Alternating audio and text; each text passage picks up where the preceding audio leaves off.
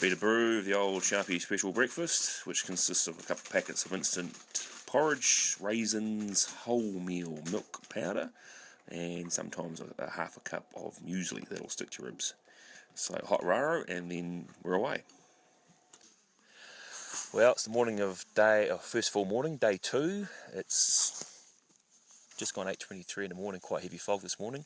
We spotted 4 coming out of the back of the hut, which is pretty good. 2 right in the dark, using infrared?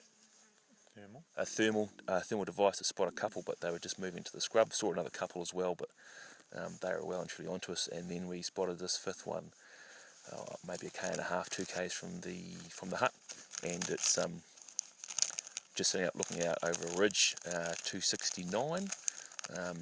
So we've got the old brown Bess out, the old 6.5, and she's done the business, which is all on video. So just giving ourselves a few minutes to get our shit together, and then we'll wander over there, and Craig will do the business with the meaty bits. So 1 down, a few more to go hopefully. Good stuff.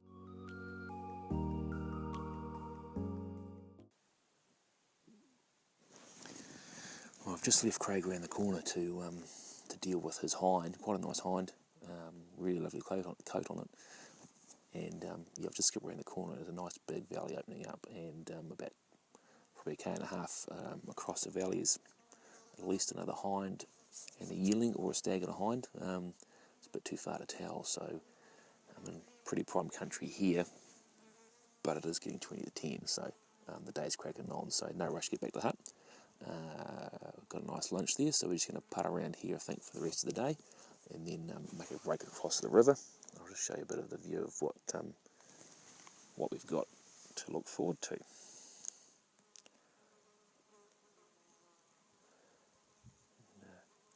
Just over that far ridge there's a couple of animals so far, but I'm sure there'll be some more knocking around as well.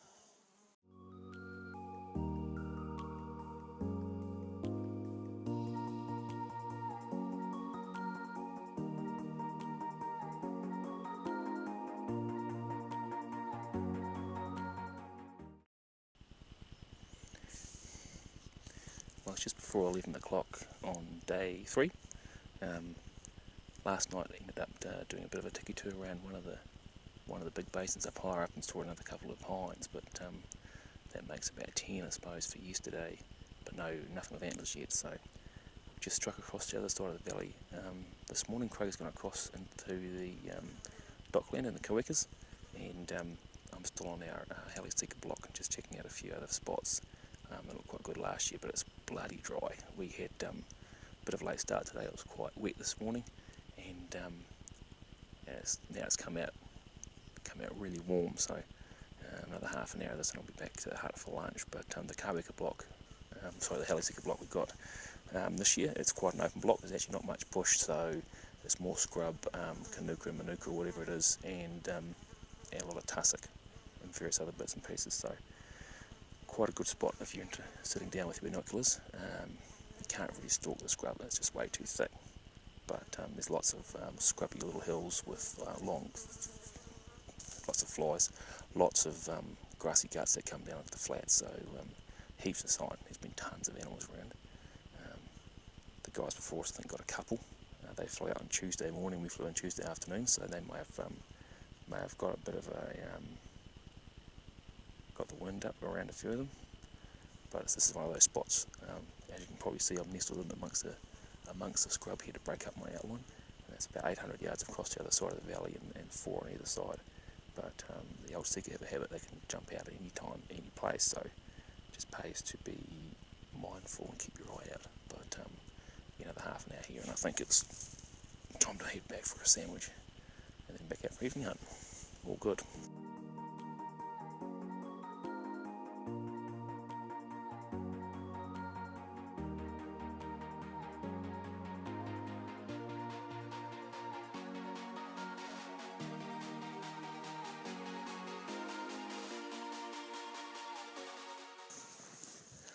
Well, it's the last morning of the last day of the hunt.